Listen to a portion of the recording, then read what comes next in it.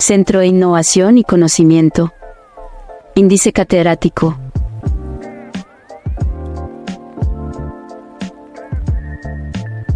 Y de Educación en Salud. Cordial saludo a todos. Desde el Centro de Innovación y Conocimiento Índice Catedrático y de Educación en Salud, nos alegra profundamente darle la bienvenida a este espacio de desarrollo profesional y personal. En IDE Educación en Salud, creemos en las personas y en su potencial. Por eso, trabajamos cada día para hacer el conocimiento accesible a todos, utilizando estrategias de enseñanzas innovadoras y flexibles que se ajuste a las necesidades de cada estudiante. En IDE, el conocimiento es libre como el viento y aprender es un derecho.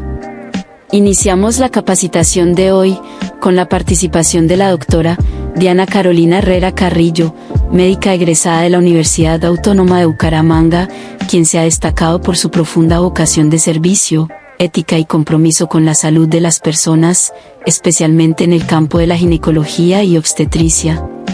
La doctora Diana ha fortalecido su experiencia clínica a través de múltiples escenarios de práctica como la Clínica Foscal, el Hospital Local de Piedecuesta y el Centro de Salud Toledo Plata, desempeñándose en áreas como urgencias, salud comunitaria, ginecología, entre otras. Actualmente se encuentra laborando en la Clínica de Urgencias de Bucaramanga. Los invitamos a vivir una experiencia única de aprendizaje. Por favor, mantengan los micrófonos apagados para una mejor experiencia y sigamos las indicaciones del docente para el desarrollo de las actividades. Muy buenas tardes. Vamos a dar inicio entonces a la revisión del tema del día de hoy, como tal a la revisión acerca del trabajo de parto. Mi nombre es Diana Herrera, médico general de la Universidad Autónoma de Bucaramanga, con una formación bastante extensa en el tema de ginecología y obstetricia, como una de las pasiones a desarrollar. El contenido que vamos a tratar durante esta charla, vamos a tratar algo de generalidades importantes acerca del concepto, algo de epidemiología. Luego, un acercamiento a las fases del trabajo de parto, no solo desde la fisiología y la anatomía como tal, sino también como esa parte humana que hemos a veces abandonado de la parte médica y de la parte del personal de salud. Algunas indicaciones para la inducción de parto, algunas cosas importantes y muy básicas acerca del monitoreo fetal, la ley 2244 del 2022 acerca de parto humanizado en Colombia y algunas conclusiones que dejaremos al final para llevarnos a casa. Como primera instancia, la definición del trabajo de parto, podemos tenerla desde el punto filosófico, desde el punto de la OMS. Sin embargo, todo converge en que básicamente es el inicio fisiológico de todas esas corrientes que dan por finalización como tal el trabajo de parto. Son varias teorías las que se encuentran en cuanto a esta parte fisiológica. Ahorita la que más se encuentra relacionada es que la suprarrenal de nuestro feto inicia a avisarle a la mamá por medio de marcadores hormonales que es hora de ya nacer. Y empieza con esto esa actividad uterina potente, dolorosa, sostenida en el tiempo, que van generando la dilatación del cuello uterino y el borramiento del mismo por medio de la dilatación, y hace que el canal del parto reciba ese feto a través de su recorrido y podamos tener como tal el producto de la gestación. ¿Por qué es importante hablar de este tema? Bueno, en nuestro país directamente relacionado, estamos hablando de que el 90% de las causas de muerte materna son prevenibles y que este año, en comparación con el 2018, para esta misma época contábamos ya con una disminución importante del 2.7%. Sin embargo, también debemos tener en cuenta que la mortalidad pueda estar realmente disminuida, secundaria a la disminución como tal en la tasa de nacimientos, que ha sido también un fenómeno importante relacionado este año. A la 9ª semana epidemiológica que estamos en este momento, el Ministerio Nacional de Salud, por medio de su organismo de vigilancia, nos indica que en Colombia tenemos a hoy 44 muertes maternas, 3 de ellas en nuestro departamento de Santander, totalmente prevenibles. no solamente durante el recorrido directamente proporcional de lo que es los controles prenatales, sino también relacionado directamente pues con las prácticas y la vigilancia en el puerperio inmediato de nuestras maternas. Para hablar de las fases del trabajo de parto, entonces antes que todo queremos como recordar que ese acercamiento, esa no minimización de los síntomas maternos es muy importante. El conocimiento médico, el conocimiento del personal de la salud está para nosotros. No todos tienen por qué manejar ese tipo de información ni tenerla de primera mano. Lo que para nosotros puede ser básico y normal para la madre que a lo mejor está teniendo su segundo hijo antes de un aborto, no sabemos si es un bebé arcoíris, no sabemos cuántos intentos ha tenido esta madre para concebir este hijo, es importante, hasta el hecho de que su respiración cambie de ritmo. Y ahí empieza el primer acercamiento y la primera desnaturalización como tal. Tenemos que estar muy al lado de esa materna.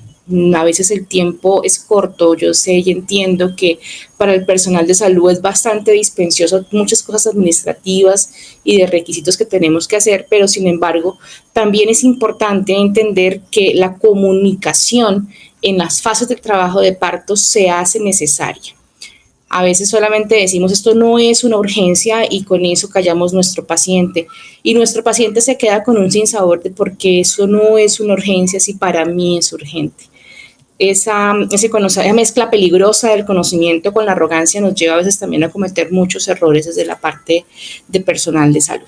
Entonces, en cuanto a las fases del trabajo de parto, la parte fisiológica como tal, hablamos de que tenemos una fase latente que puede empezar perfectamente y durar 3, 4, 5 días, que son los primeros cambios uterinos, acomodación de ese bebé, movimientos que para la madre pueden ser anormales, cambios importantes en el flujo vaginal, una pequeña dilatación. ¿Por qué no nos damos cuenta siempre de esos primeros cambios? Porque durante esa fase latente, pues nadie está haciendo ya un tacto vaginal para ver en la semana 38, en la semana 39, qué tan duro está el cuello, qué tanto se borró, qué tanto se dilató. Y pues a veces es normal que consigamos una madre ya en semana 39 con una dilatación de un pulpejo, con una dilatación y un cuello ya un poco empezando a tirar a la maduración. Esa fase latente puede durar mucho tiempo, no necesariamente podemos hablar de horas de duración, sin embargo ya la fase latente propiamente dicha es cuando arranca ese trabajo de parto, esa maduración del cuello es más acelerada y esa dilatación empieza a ser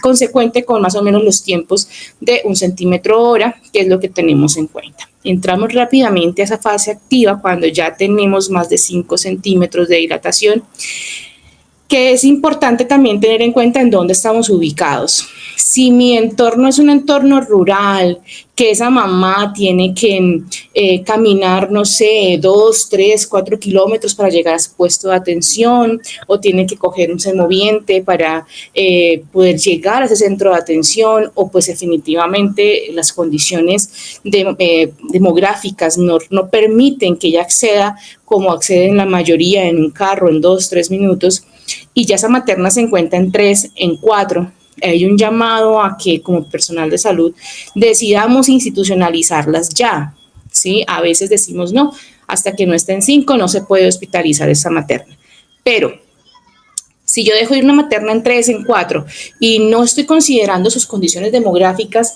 al punto de entender que posiblemente cuando ella llegue a su casa ya va a estar en fase activa, inmediatamente se va a devolver o sencillamente va a decir no, debo esperar más tiempo porque me dijeron que tenía que esperar, podemos estar precipitando problemas propios que no nos gustaría tener luego. Entonces, siempre considerar todo ese entorno de la materna. Nuestros pacientes no son solamente una mamá ni un bebé que está por nacer. Tenemos también en nuestras manos toda una familia. Cuando esas cosas no salen bien, no se afecta solamente la materna y un feto, sino también se afecta un núcleo familiar completo. Y todo lo que esto conlleva en incapacidades, en duelos, en la administración, en la parte también de todo lo que son costos importantes a nivel de salud en cuanto a todo lo que toca reparar en estos pacientes. Una vez inicia la fase activa, tenemos 2 tipos de maternas, los multigestantes y las primigestantes. Sí, Cada vez que una materna inicia, recordemos que es importante tener todo a la mano para lo que se nos pueda presentar, y una vez más el llamado es a identificar en qué nivel de atención estamos, con qué cuento a la mano. De pronto entender si estoy en medio de un invierno, cómo están las carreteras de donde yo me encuentro para poder salir y brindarle la atención en caso de que esa materna lo requiera. Inicia esa dilatación que aproximadamente se da de un centímetro por hora. Sin embargo, sabemos también que hay muchas cosas que pueden precipitar esa dilatación. Si ya hay ruptura de membranas, conocer cómo se encuentra el líquido en esa materna, si fue abundante, si no fue abundante, e iniciar también de forma muy directa la parte del monitoreo fetal. Son cositas que tienen que ir de la mano siempre en el trabajo de parto de nuestras maternas, y entender que básicamente la única forma de saber cómo está bebé, si tenemos un estado fetal satisfactorio o insatisfactorio, va a ser por medio del monitoreo fetal y va a ser por medio de la fetocardia. Si todo va bien, esa fase activa podría llegar a durar de 6 a 7 horas aproximadamente, con una ruptura de membranas que preferiblemente tiene que ser natural. Sin embargo, si decidimos hacer una miotomía, también tener muy en cuenta el riesgo del prolapso de cordón, y saber que si no tenemos la experticia para hacerlo, es mejor esperar que se haga de forma natural. Tener en cuenta en ese momento ya que tenemos que tener en nuestra materna una hemoclasificación. El resultado de un cultivo rectovaginal se hace necesario. Si es desconocido y ya no lo podemos tomar, ante el beneficio de la duda, es mejor hacer una dosis antibiótica profiláctica para este tipo de pacientes, porque pues muchas veces sabemos que en los contextos sociales complejos a veces nos llegan nuestras madres sin tener ningún tipo de control prenatal previo, solamente con su prueba de embarazo en muchos casos, y no sabemos si esta mamá tiene serologías, si esta mamá... ¿A qué nos vamos a enfrentar en este parto? A veces ni siquiera tenemos un peso fetal, y es importante a veces conocer. Fase del expulsivo. La fase del expulsivo ya es cuando ese feto empieza a descender al canal del parto. Allí es súper importante, ya no podemos poner un monitoreo fetal, y además los monitoreos allí son súper engañosos, porque pues cada vez que venga la contracción, el monitoreo va a darme un falso positivo de un monitoreo pues no patológico. ¿Qué tenemos que tener en cuenta en esta etapa? Súper importante, que se van a dar los movimientos cardinales del feto, el feto está descendiendo, es el momento donde ya la mamá se encuentra preparada para iniciar el pujo. Debemos hacer un acompañamiento más efectivo, generar tranquilidad y confort a esa mamá, porque es un momento difícil, y ahorita más adelante lo vamos a ver por qué. Vamos a ver ya el trabajo de parto desde la parte emocional de esa mamá. Acompañar el pujo. Sí, en alguno de los tactos de ese momento vemos edematización del cuello, vemos que de pronto hay alguna circular en cuanto a un reborde como tal del cuello uterino. Podemos ayudar siempre y cuando estemos informando de lo que vamos a hacer. Podemos ir empezando ya a enseñarle a la mamá a respirar, enseñarle a la mamá cómo va a ser el momento del pujo. Es importante que cuando se empieza a dar el pujo efectivo en esa mamá, explicarles. Nadie nació aprendido, ninguna mamá tiene la obligación a per se de en un momento tan difícil poder coordinar todas las cosas difíciles que tiene que hacer en ese momento. Entonces el uno le dice respira, el otro le dice puja, el otro le dice no grites, y se vuelve una cantidad de información que viene de todas partes y la mamá no sabe a quién obedecer. Entonces, antes de que esa mamá entre en esa sensación inminente de muerte, que es lo que pasa durante el expulsivo, se hace necesario generar esa comunicación, no esperar para el momento difícil. Cuando las contracciones están haciendo más seguidas, más duras, es allí donde se debe intervenir y decirle cómo va a respirar en ese momento, cómo va a dirigir su pujo. En caso de que haya presencia de materia fecal durante el pujo, hay que tranquilizar a esa mamá. Hay que hacer que esa mamá entienda que es un proceso totalmente fisiológico y normal. Bajo ningún concepto podemos entrar a hacer sentir mal de pronto a nuestra materna por el hecho de que tuvo una defecación no voluntaria en el momento del pujo. Es normal que el feto con su cabeza arrastre el contenido del recto. Muchas veces las mamás no llegan con un ayuno efectivo, y yo creo que a ninguno nos interesa que una mamá llegue con un ayuno, porque eso muy seguramente va a ser un bebé hipoglicémico y vamos a tener dos problemas en recuperación. ¿Listo? Nace ese bebé, nos enfrentamos ante el alumbramiento de la placenta. Lo más importante en ese momento, cuando nace ese bebé, es favorecer el contacto piel a piel para que esa descarga de oxitocina en ese eje hipotálamo y la mama se hagan tan efectivos que luego la instauración de la lactancia materna sea mucho más fácil y permitirle ese momento a esa mamá. El cordón lo vamos a cortar cuando deja de pulsar o a los 3 minutos. Básicamente es lo que estamos esperando en la mayoría de los casos para la cortada del cordón umbilical, siempre y cuando las condiciones fetales en cuanto a la adaptación neonatal se permitan para esto. Si yo veo que me nace un bebé hipotónico, no adaptado, pues yo no puedo esperar los 3 minutos, yo no puedo favorecer el contacto piel a piel porque en ese momento tengo que entrar a salvar la vida porque el bebé no nació muy bien. Entonces, siempre tener como ese juicio y esa decisión. El personal de enfermería para este momento ya tendrá una labor muy importante que es iniciar la adaptación en cuanto pues la parte profesional y la parte de los auxiliares. Es importante tener en cuenta de que deben estar atentos a cualquier cosa que podría llegar a suceder en el momento del alumbramiento de la placenta. ¿Por qué? Porque como en algún momento se debe mencionar, todo trabajo de parto es un código rojo en potencia.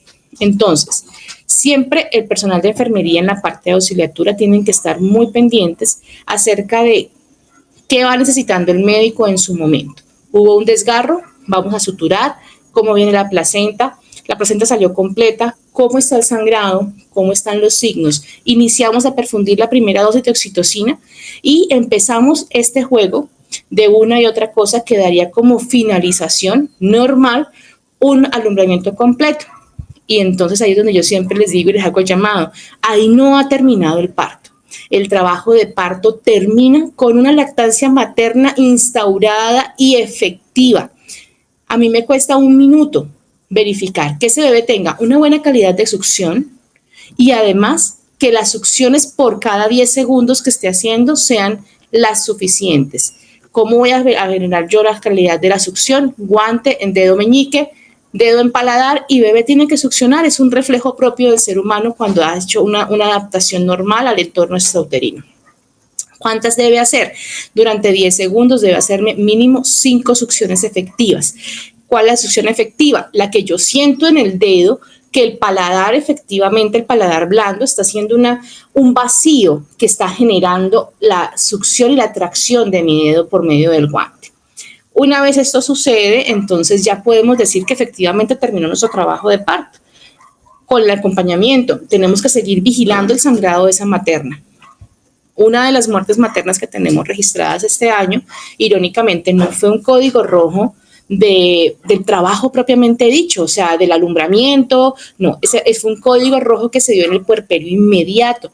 Una madre en recuperación que nadie se dio cuenta que había empezado a sangrar y cuando la fuimos a atender ya no había nada que hacer por ella. Desafortunadamente, son cuestiones de vigilancia propia que son tanto del área de enfermería como del área de medicina. Sin embargo, en la mayoría de los casos, esas labores no deben ser así, pero pues están a cargo del personal de enfermería. Sale la placenta, en algunos sitios esas placentas van a patología, en algunos sitios no. En algunos sitios los padres las disponen para toma de células madres, son procedimientos que pues lo hacen ya con más frecuencia cada vez.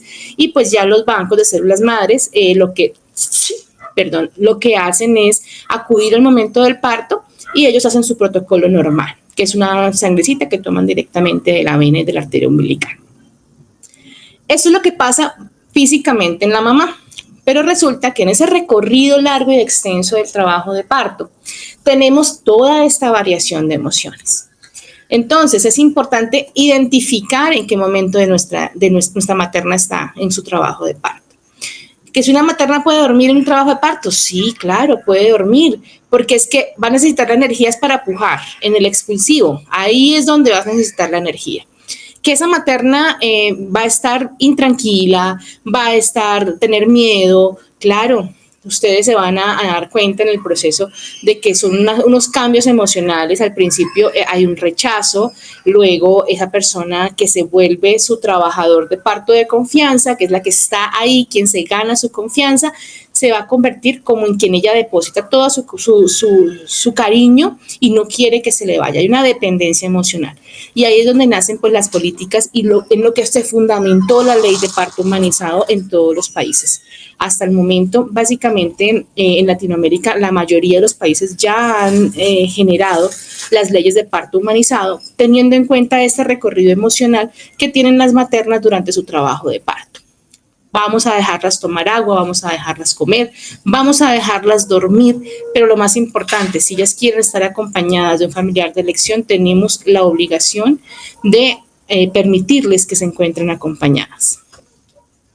Es normal todo ese transcurrir de emociones porque además hay una carga hormonal bastante fuerte que se está generando en ese momento, que está dando resultados para generar esos cambios fisiológicos como tal que se da durante el trabajo de parto.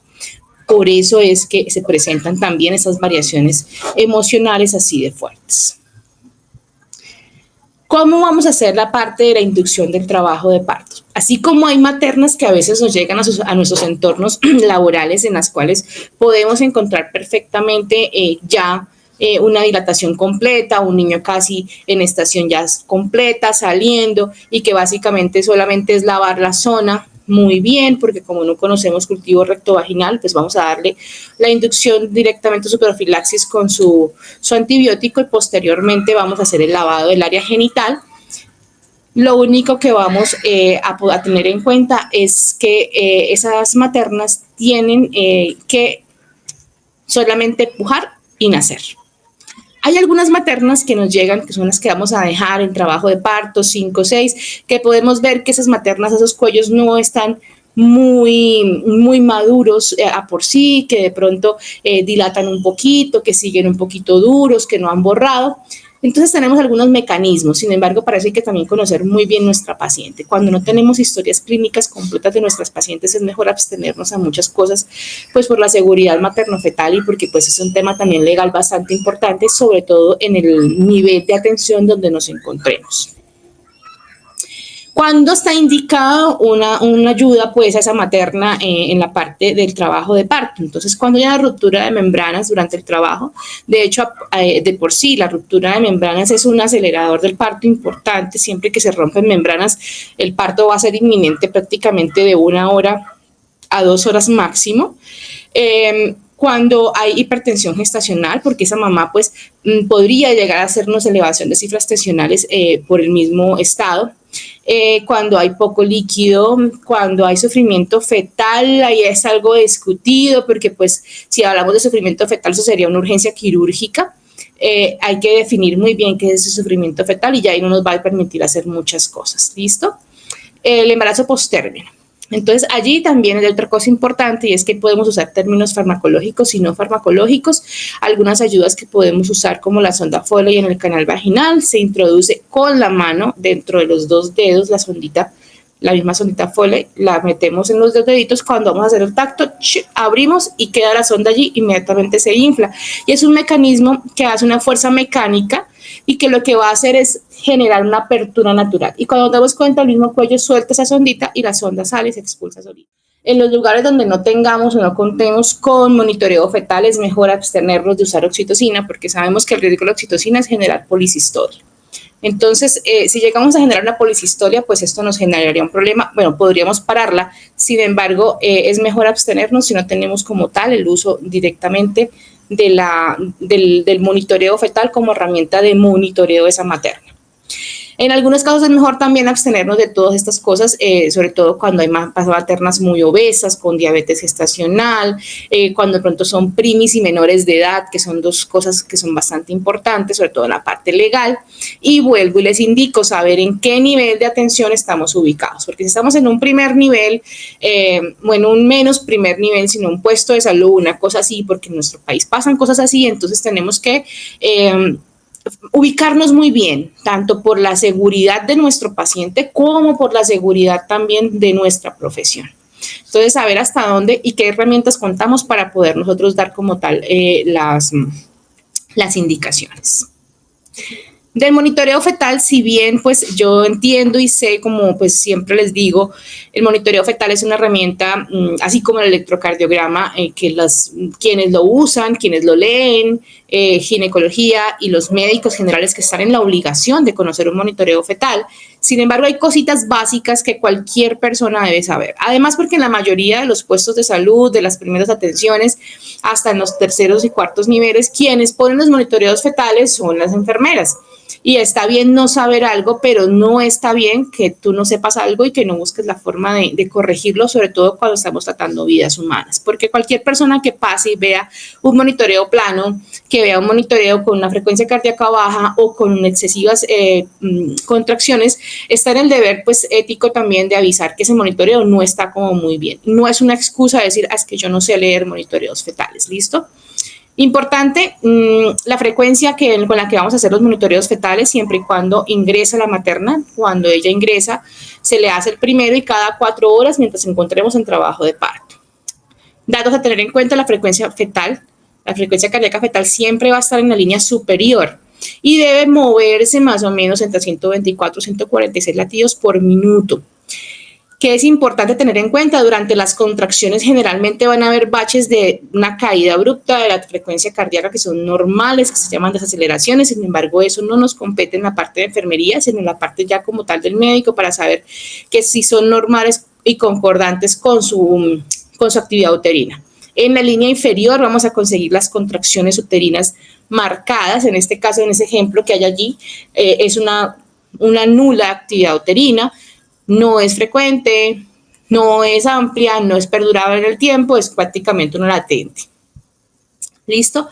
Cuando yo tengo un monitoreo así como muy dudoso y como estamos en países donde pasan cosas como las que vamos a hablar, entonces yo tengo que hacer lo que se llama maniobras de reanimación in útero y repetir ese monitoreo. Esa madre puede venir en ayuno, puede no haber comido durante ciertas horas y estar en estado de hipoglicemia ese bebé, lo que lo hace a no moverse para ahorrar su energía. Y además, pues a nivel fisiológico ya va a tener algún tipo de compromiso. Vamos a pasar un bolito de líquidos a esa mamá de 500 cc, tipo bolo, la vamos a acostar en decúbito lateral y la vamos a indagar el ayuno, y en caso tal suministramos alimento o suministramos un sachet de azúcar que se le puede dar a la madre para pues tratar de estimular esta parte y recuperar un poco la energía del feto. Repetimos el monitoreo. Si el monitoreo sigue siendo dudoso y estamos en un primer nivel de atención, debemos remitir esa materna con urgencia. No nos podemos subir tampoco a la ambulancia sin las normas básicas de cómo voy a trasladar una materna, ¿no? Las maternas las tenemos que trasladar con mucho cuidado, y más sabiendo cuando son distancias largas, porque no sabes en qué momento ese parto se puede precipitar. Entonces siempre llevar líquidos suficientes, siempre tenemos que llevar los medicamentos propios de un trabajo de parto, echar oxitocina, echar todo lo que ustedes saben que van a necesitar para un trabajo de parto, en caso tal de que se dé en la ambulancia. Indagar la ruptura de membranas, ir muy pendiente durante el transcurso, cada cierto tiempo hacer un pare y mirar la materna cómo va, tomarle signos. A veces nos subimos a las ambulancias y llegar a un tercer nivel como debe ser, con 2 vías canalizadas, con una sonda Foley, porque son cosas que facilitan la atención de esa materna y que pues definitivamente también va a hablar mucho de nosotros como profesionales. En Colombia tenemos la ley 2244 del 2022 que habla del parto humanizado. Una ley que pues sencillamente lo que hizo fue hacer un pare en el tiempo, y desde la estrategia DA de DIDO-DO, que básicamente en la DA está todo lo que debemos brindar como personal de salud: dar calidez, dar amabilidad, dar información, dar bienestar.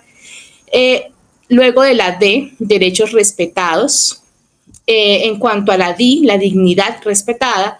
En la DO es manejo del dolor de esa paciente, y en la DU un duelo intervenido en caso de que las cosas pues nos compliquen en algún momento. Ese programa de humanización empezó a tomar forma en una ley, y entonces dijimos, bueno, vamos a plantear una estrategia en las cuales nuestras madres vamos a cambiar ese paradigma y esa situación en que venían pariendo como si parir uno fuera un insulto a la sociedad. Entonces, si tú pares a las 5 de la tarde es un problema terrible, porque el personal de enfermería y el personal médico ya está justo a punto de irse, y eso es como si estuvieran generando un sacrilegio y matando a alguien. Oye, los trabajos de parto no se dan a la hora que queremos. Son cosas fisiológicas, son relojes fisiológicos que tenemos que respetar. Eso debimos haberlo pensado antes de iniciar ese tipo de carreras donde desafortunada o afortunadamente trabajamos con los ritmos que cada mamá, que cada persona pues tiene para vivir o para morir.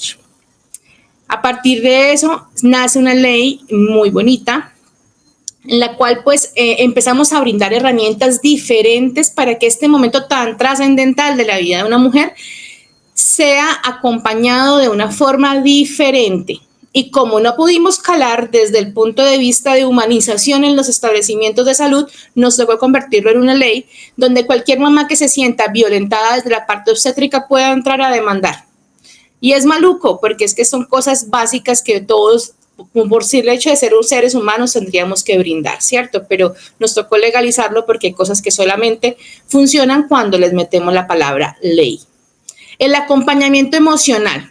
Toda mamá está en la necesidad en ese momento de generar un vínculo afectivo con alguien. Y si ese alguien sea el papá del bebé, la vecina, la mamá, la amiga o la enfermera que la recibió, ella es quien va a elegir con quién va a generar ese acompañamiento emocional durante todo su trabajo de parto.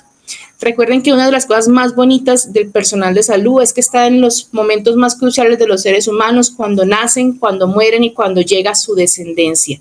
Son tan importantes que cuando son los momentos más vulnerables además de los seres humanos, y esto va a hacer que pues básicamente tengamos en cuenta esas personas que estuvieron en ese momento, y qué bonito que se recuerden para bien y no para mal.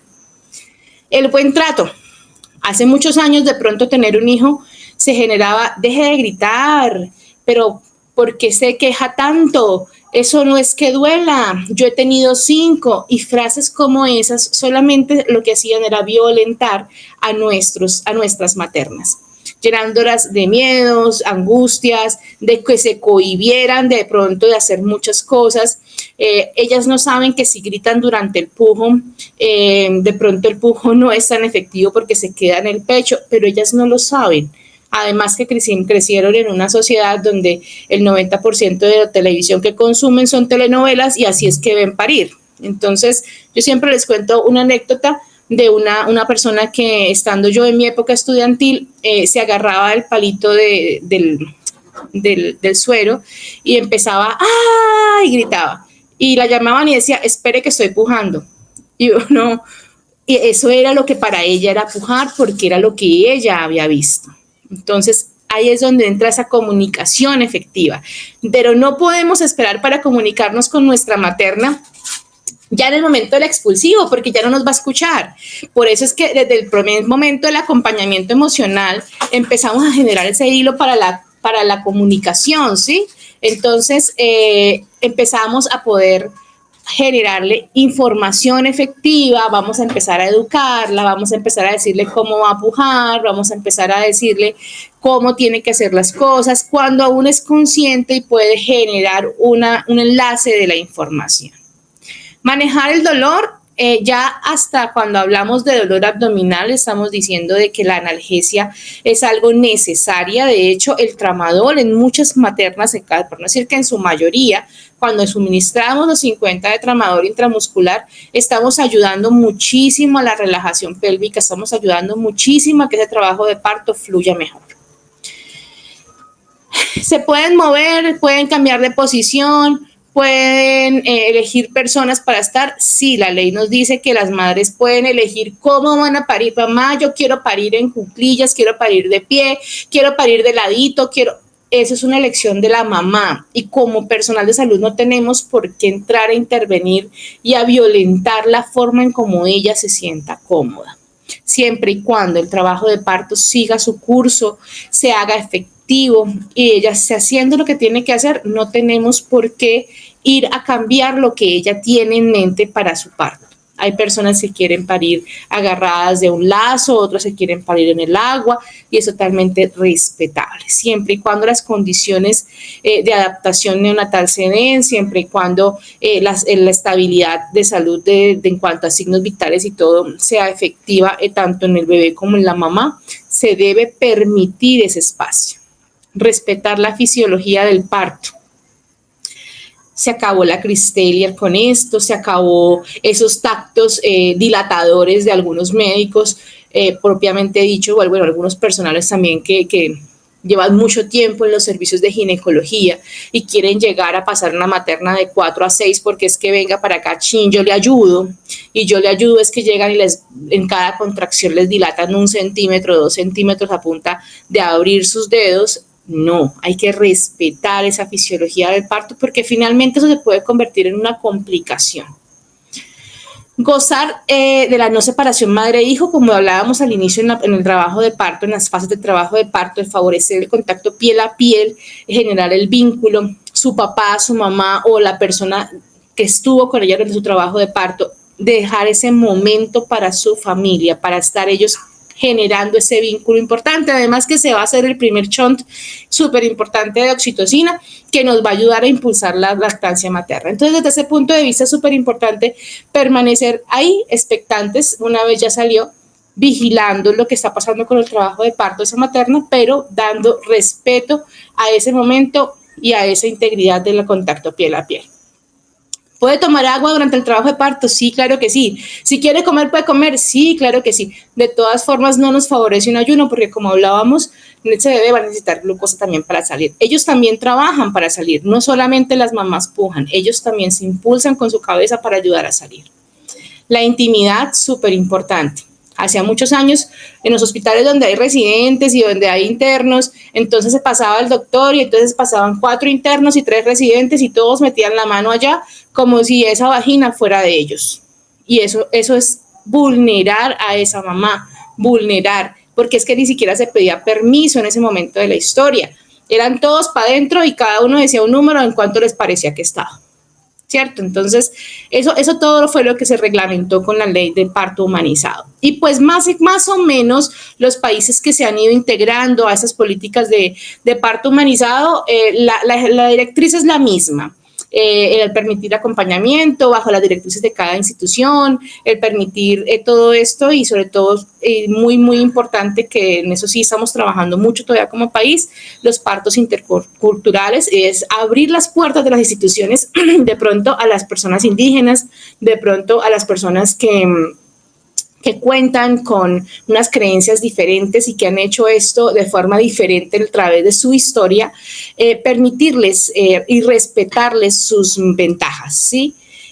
Permitirles las costumbres que tienen, permitirles su espacio, el lazo colgado para la sujeción, para el pujo, permitirles todo esto que pues básicamente también eso es lo que verdaderamente es el significado de inclusión. Cuando hablamos de inclusión, eso es lo que realmente es inclusión. ¿Listo? La complicación más importante de todo trabajo de parto va a ser el código rojo. Un código rojo es lo peor que pues, podría pasarnos en el escenario inmediato de un parto. Son situaciones prevenibles, sí, a veces durante el embarazo no están esos chequeos, no sabemos si esa madre llegó con una hemoglobina baja, si llegó, cómo llegó, y ahí es donde también volvemos al inicio, sí, volvemos a decir, bueno, cuando yo tengo esa madre llegando, que estamos hablando de acá de la fase latente, donde esa que no alcanzaron a ver, que hablábamos de la fase latente, cuando esa mamá empezó a ir porque tenía contracciones, porque se sentía mal, porque ella sentía que como que ya estaba como cambiando la cosa, como que sentía más peso abajo. Oye, si ahí ya se interrogó que ella no tenía control prenatal, un hemograma se le puede hacer, la hemoclasificación se le puede hacer y con eso ya vamos adelantando un par de cositas y aunque sea las serologías para saber de que todo venga más o menos en orden o saber si puedo llegar a atender o no ese parto ahí. Importantísimo el código rojo, que cada institución cuente con un protocolo para el mismo. Entonces, cada institución debe saber que hoy el que llegó a esta posición, en caso de un código rojo o de un código azul, su función es. Entonces, siempre que estemos o que lleguemos a una institución, el deber ser es decir, bueno, ¿cómo está organizado aquí el tema del código azul y el código rojo? En caso de un código azul, un código rojo, ¿cómo operamos? Yo estoy en qué posición, usted en qué posición, porque pues cuando llegamos nuevos a una institución, pues siempre tenemos que adaptarnos a esos entornos que ya están establecidos, y si no están establecidos, llamar al liderazgo y decir, bueno, tenemos que organizar porque son cosas que en cualquier momento podrían llegar a pasar. Recuerden que de todas formas el código rojo, si bien es propio de las maternas, el código rojo también hace parte de trauma, también hace parte de todo lo que tenga que ver con pérdidas sanguíneas, entonces no es tan descabellado que en cualquier situación, en cualquier momento, en una sala de urgencias puede haber un código rojo, no solamente obstétrico. Lo importante del código rojo inicialmente es entender que el código rojo inicia cuando alguien lo identifica. Generalmente siempre les digo, recuerden que el médico recibe el bebé, lo entrega a enfermería para su adaptación y queda allá en cavidad uterina sacando placenta, revisando desgarros, revisando la cavidad, limpiando. Entonces realmente esa visualización de los signos vitales de la materna está a cargo del personal de enfermería que está ahí en ese momento, ¿sí? Quien está ayudando a la monitorización de esa paciente. Entonces no habría causa alguna para que en algún momento una paciente esté haciendo cifras de hipotensión, de taquicardia por respuesta refleja y que yo no avise, doctora, la paciente se está hipotensando. Entonces siempre tenemos que estar ahí, siempre tenemos que ser la mano de ese médico que está ahí, que muy seguramente está metido de cabeza en la cavidad vaginal, terminando su trabajo, y pues que sencillamente tiene un oído activo y que puede escuchar desde ese momento y concordar con lo que está viendo en cuanto al sangrado. En parto se habla de pérdida de 1000 cc durante el alumbramiento y lo cantamos, y una vez lo cantamos, lo clasificamos y entran como tal los actores. Entonces ya habíamos iniciado con la primera dosis de oxitocina y luego que se canta el código rojo va la segunda dosis de oxitocina. Pasamos 1500 cc. Siempre les digo lo mismo, todo código rojo, todo parto es un código rojo presuntivo. Entonces, ¿qué quiere decir eso? Si yo estoy en un primer nivel, la ambulancia tiene que estar parqueada, lista para salir. La camilla de traslado tiene que estar ahí. O sea, en el momento en que se canta el código rojo, no hay tiempo de buscar la ambulancia, de traer la camilla, porque tiempo es vida. Entonces, vamos a tener todo eso ahí. Porque si estoy en un primer nivel, yo no puedo esperar ni llegar, bueno, en la mayoría de casos no hay ni traje antichoque, ni hay cómo llegar a un balón de Bacri, porque si llegamos a un balón de Bacri es porque ya estamos necesitando hemoderivados. Y esos hemoderivados muy seguramente en primer nivel no los tenemos, ¿cierto? Entonces, siempre saber hasta dónde vamos a actuar. Y siempre ustedes como personal de enfermería, a veces uno es como lo que yo les digo, esa mezcla extraña y peligrosa entre conocimiento y arrogancia. A veces ustedes son los llamados a decirnos, doctor, ya, es hora de irnos con esta paciente. Se está poniendo mal, no está saliendo del choque. Yo sé que en muchos casos esas opiniones generan molestia en el personal de salud, por lo que les estoy diciendo. Esa mezcla extraña y peligrosa de conocimiento y arrogancia a veces no deja vislumbrar las cosas, pero son los llamados ustedes también a hacer caer en cuenta lo que está pasando en la sala en ese momento. Lo ideal, tener los cristaloides ya calientes, tibios para el momento, arropar a nuestra paciente, hacer un monitoreo activo de sus signos vitales y ya pues en otro momento pues el código rojo es un tema larguísimo. Los medicamentos ya ahorita los vamos a ver. Inicialmente vamos a agotar la opción de la oxitocina. Recuerden por qué oxitocina, porque vamos a las 4 T's de las principales causas en esa paciente. La principal es el trauma, es el tono del útero, que esté el útero en atonía. Tenemos que hacer el masaje bimanual y el masaje bimanual a veces es muy mal interpretado y no es solamente el de afuera con la primera mano, sino el masaje bimanual es mano en cavidad vaginal y mano arriba y cojamos ese útero y hagámoslo otra vez una bolita.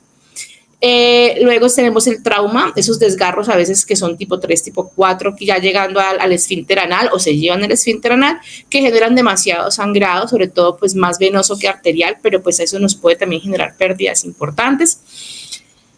Los problemas de trauma, las rupturas uterinas y los problemas de coagulación de las pacientes, que son como los más raros.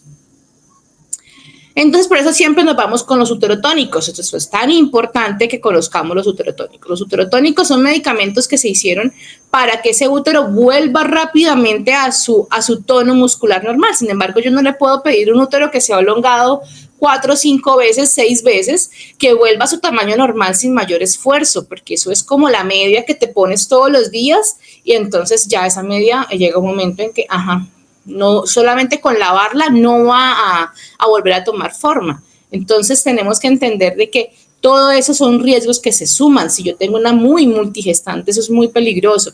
Entonces vamos a tener esas precauciones. Siempre los líquidos acompañando a la materna. Sin embargo, más de 2000 no puedo ir a meterle tampoco porque recuerden que entraría a hacerle una hemodilución, que también encontraríamos otro problema allí porque entonces el agua no nos va a transportar oxígeno. Entonces, en ese punto de vista, siempre que ya llevemos 1500, es hora de empezar a considerar qué estamos haciendo y si tenemos que correrle a esa materna. ¿Listo? Iniciar los uterotónicos. Iniciamos con oxitocina. No respondió. Podemos usar misoprostol. No respondió. Podemos ir a carbetocina y si no, a ergo. Las dosis importantes que tenemos allí, eso ya es de manejo médico como tal. Sin embargo, lo que yo siempre les digo, en ese momento del código rojo es muy importante la comunicación. Entonces no es venga yo canalizo, venga yo paso la sonda, no. En la sala tiene que haber alguien tomando nota estricta de lo que estamos haciendo. Entonces, empezó el código rojo, lo clasificaron, inmediatamente lo clasificaron. ¿Qué hicieron? Empezaron. Inicia código rojo a tal hora. ¿Por qué? Porque si ven la línea del tiempo, hablamos de 60 minutos que tenemos para salvar la vida de esa materna. Listo. Lo clasificamos. ¿Qué tengo que hacer después? Realizo 2 venas de gran calibre en el mismo brazo. Generalmente se hace al lado izquierdo porque el auxiliar de enfermería siempre va a ir al lado izquierdo de la materna en el código rojo. Listo. 2 venas de gran calibre, el otro lado monitorizada todo el tiempo. Iniciamos la perfusión de los líquidos, sonda vesical para cuantificar el gasto urinario y saber que ese gasto urinario sea efectivo. ¿Por qué? Por la falla prerrenal que se puede ocasionar directamente relacionado a la hipovolemia. Iniciamos infusión, entonces de una, administrando segunda dosis de oxitocina de tanto. Doctora, signos de una. Se pone la segunda oxitocina, se ponen los líquidos, se toman signos, monitoreos de una. Doctor, doctora, estamos en tanto. Se sigue, se está corrigiendo un desgarro. Estamos haciendo el masaje bimanual, a ver si responde. No sirvió, nos vamos directamente con el siguiente medicamento, el misoprostol. El misoprostol en este momento se puede usar vía intrarrectal. ¿Por qué? Porque la vagina está sangrando demasiado y pues sencillamente ¿qué va a pasar con el misoprostol? Se va a lavar. Entonces el misoprostol lo podemos poner a nivel intrarrectal y la absorción también es muy buena, además no es tan errática. Y seguimos trabajando en nuestra causa de código rojo.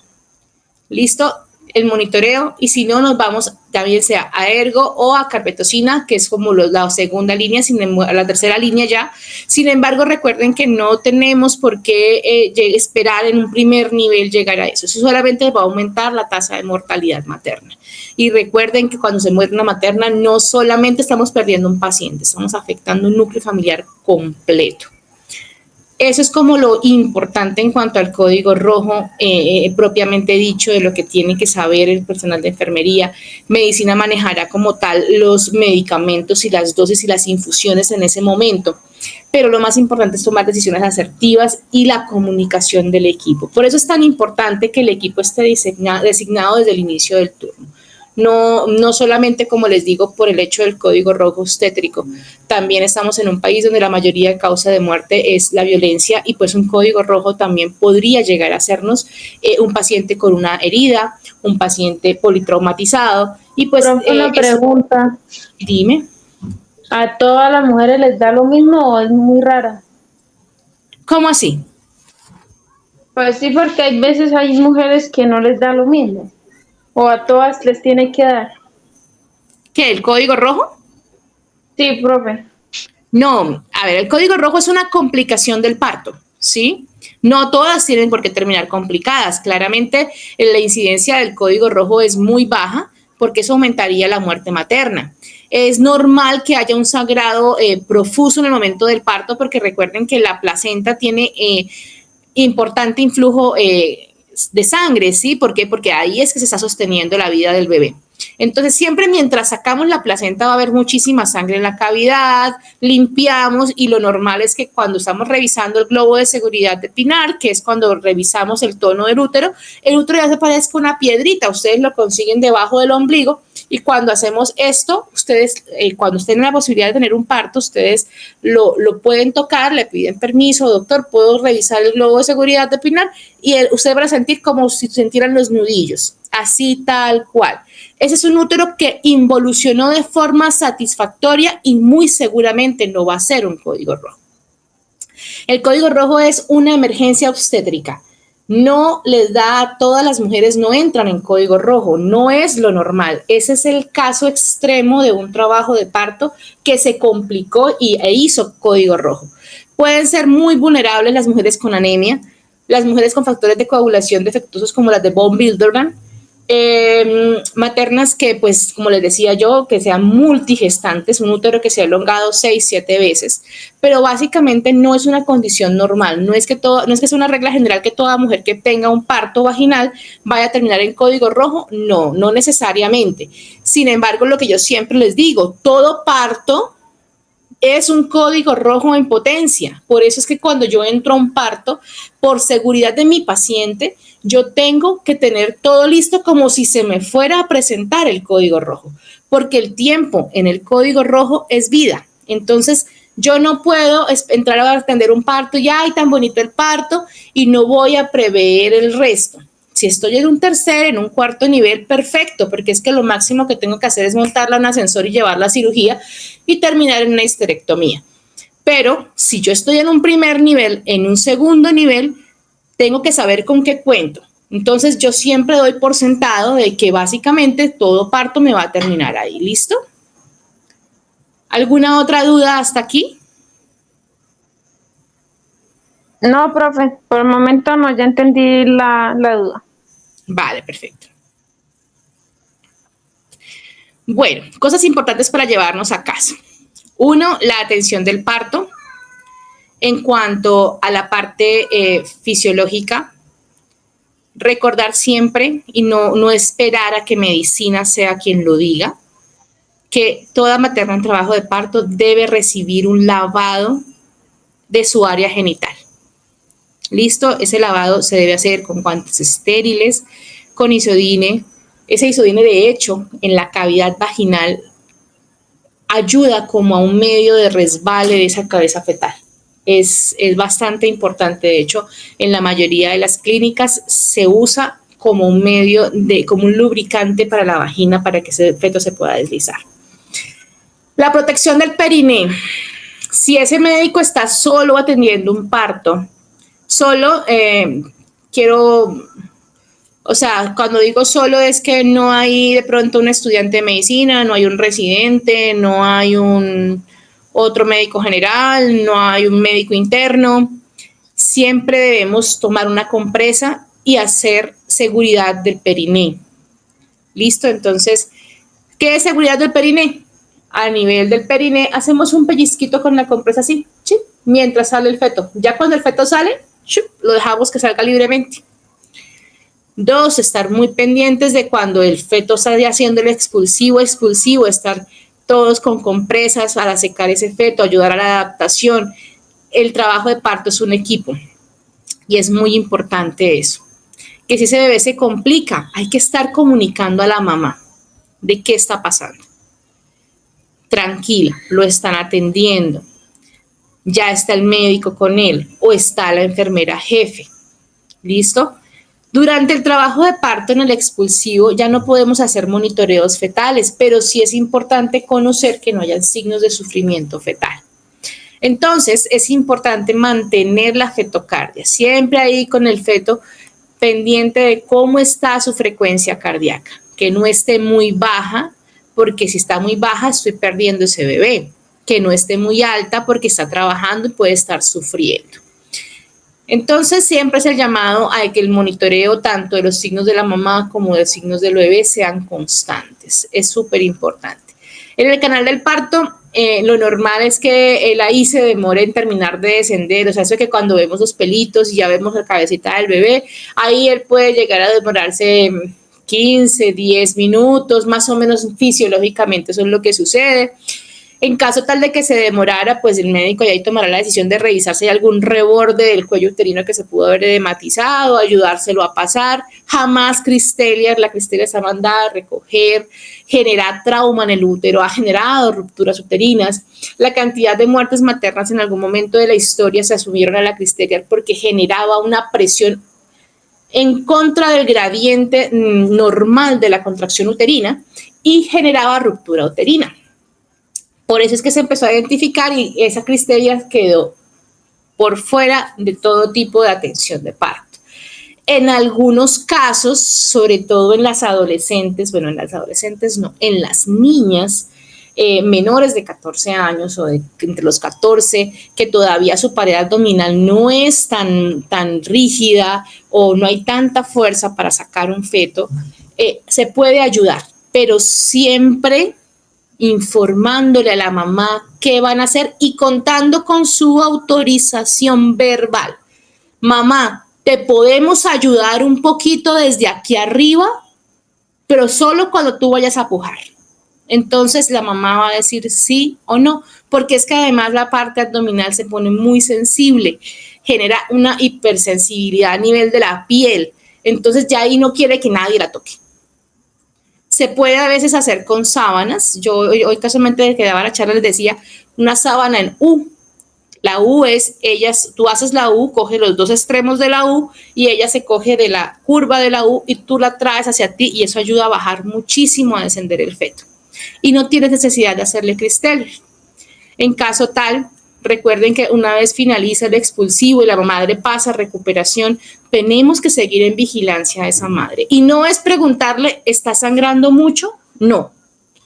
Tenemos que ir y meter la mano en el pañal y mirar y abrir el pañal y mirar qué tanto está sangrando esa mamá.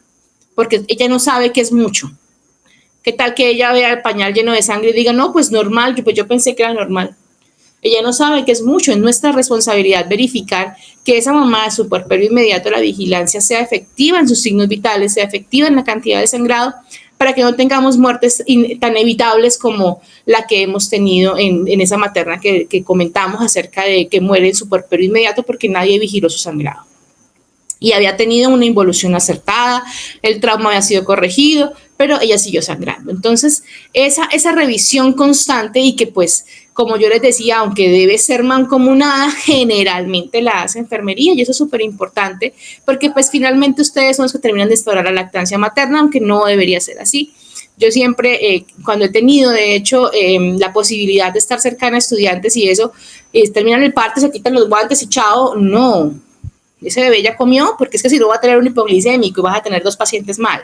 Entonces es mejor hacer las cosas completas, ¿cierto? ¿Qué otra cosita? De la lactancia importante enseñar y enseñar con amor, porque es que la frustración a nivel de la lactancia materna es muy grande. Ya luego pues habrá la oportunidad de revisar los temas de lactancia materna y de todo lo que puede influir en la lactancia materna, pero las primeras lactancias en una madre son cruciales, que el amor con el que le enseñes la técnica, cómo agarrarlo. Sí, todas van a un curso psicoprofiláctico, pero una cosa es tener un muñeco que no está mamando y que no está llorando, y de otra cosa ya es tener a tu hijo que tú ves con el desespero que no está comiendo porque no has podido iniciar la lactancia. Se genera una mezcla entre frustración, se genera una mezcla entre impotencia, una cuestión de que tristeza, de que no puedes lactar a tu bebé y que tu bebé tiene hambre y no para de llorar. Entonces hay que saber enseñar la lactancia materna, no esperar a que el bebé recién nacido pues ya esté llorando de hambre y desesperado para iniciar las técnicas de lactancia materna. Enseñar el lavado de manos a la lactancia materna es súper importante. Enseñar a las mamás cómo se masajea ese seno antes de la lactancia materna, cómo se dispone el pezón para la lactancia materna. Todas esas cosas son importantes como tal en el momento de esa educación. ¿Se enseñan en el curso psicoprofiláctico? Sí, pero de la práctica de muñecos a la realidad, además, en el momento en el que estás, la diferencia la va a marcar una cantidad de emociones que ustedes no se imaginan. Bueno, también hacer un llamado a sus familiares cercanos. Es súper importante en el tema de la educación. Hay muchas cuestiones culturales que a veces no son muy sanas. Algunas cosas que les dan de tomar a las mamás, algunas cosas que les dan de comer a las mamás, hacerles entender que la lactancia materna es solamente agua y succión, que no influye ni la ponimalta, ni la leche, ni los huevos. La proteína sí influye mucho en la calidad de la leche, pero realmente la succión, la ponimalta no, y la guapanera tampoco. Y no, o sea, es hacer enseñarle a esa mamá porque a veces no sabemos el contexto de esa mamá. Si en casa no tenga muy buena alimentación y esté muy preocupada porque cuando llegue a su casa no tenga el pollo criollo para matarlo. Y eso pasa, nos reímos a veces cuando escuchamos esas cosas, pero para ella es importante, porque culturalmente es lo que ella ha visto y ha visto en generaciones, y ese estrés de no tener algunas cosas que para ella son necesarias durante su proceso puede generar pues disconfort en ese momento. Lo más importante de un trabajo de parto es saberlo acompañar desde la humanidad, es saberlo acompañar desde la importancia y el respeto que genera como tal el trabajo de parto, es acompañar cada uno de los lugares y de las sesiones de ese momento, es lograr hacer empatía. Saber que si de pronto llegamos a encontrar una persona en situación de discapacidad para un trabajo de parto, la atención debe enfocarse. Y si una vez esa persona te eligió para su trabajo de parto, el llamado es que así tu turno termine a las 7 de la noche. Si ella no ha salido, no olvides que ella, como mamá, depositó su confianza en ti. A veces tenemos mamás de unos trabajos de partos complejos, mamás que en algún momento de su vida fueron abusadas, mamás que en algún momento tienen algún tipo de trauma con el evento que están viviendo y generan lazos muy fuertes de confianza. Mamás mudas, sordas, mamás con deterioros, con deficiencias cognitivas, y que muy a lo que a veces nos pone más difícil la cosa, y es que su acompañante casi en un 80% son muy iguales en su parte cognitiva. Entonces, imagínate tú cómo vas a hacer con un parto con una muda y un sordo mudo papá también.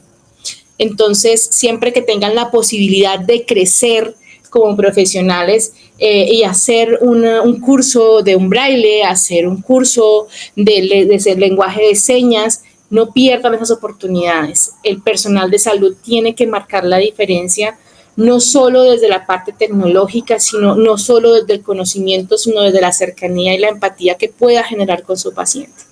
Esas madres que confían en ustedes y que desafortunadamente a las 7 de la noche me voy, si tienes la posibilidad, dale el beneficio de que ella tenga un parto, porque muy seguramente no te va a olvidar y vas a ser importante en la vida de esa persona.